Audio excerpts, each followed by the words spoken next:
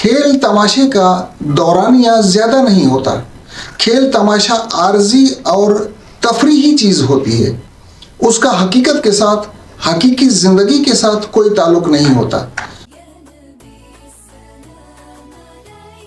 बिस्मिल्लाहिर्रहमानिर्रहीम।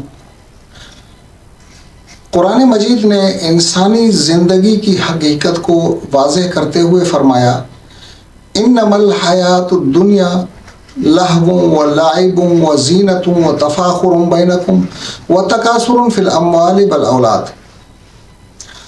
दुनियावी ज़िंदगी, जिस ज़िंदगी के पीछे इंसान पागल हुआ जाता है, जिस ज़िंदगी को सब कुछ समझकर इंसान इसी में लगा रहता है, ये चंद दिन की ज़िंदगी, चंद सालों की ज़िंदगी, इसी ज़िंदगी को इंसान ने सब कुछ समझ लिया।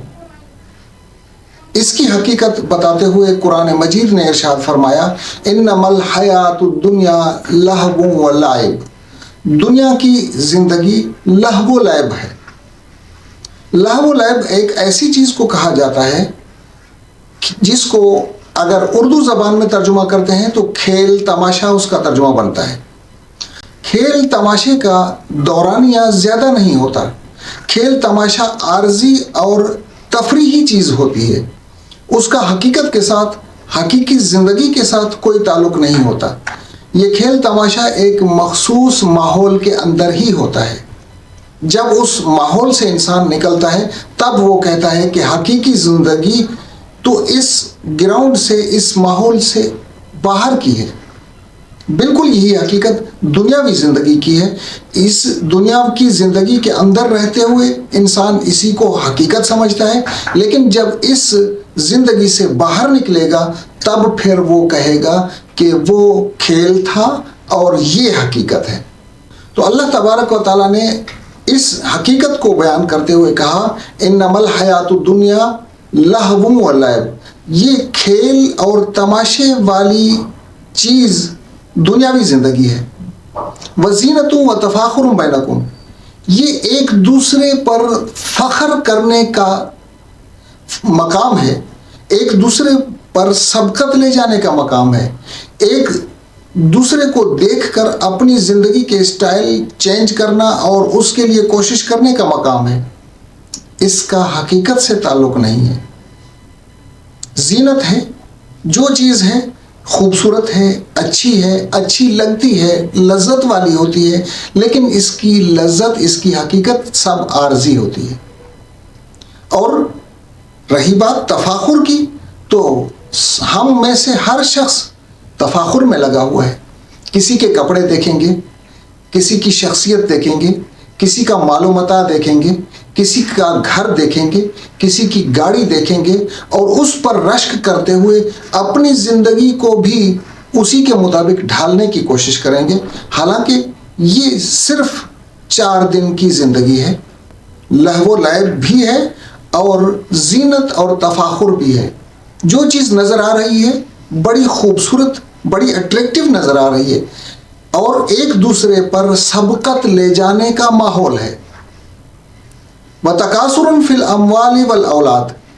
माल में, औलाद में, जाहो जलाल में, हशमत में, पर्सनालिटी में, मिल्कियत में एक दूसरे से बढ़ जाने का नाम है।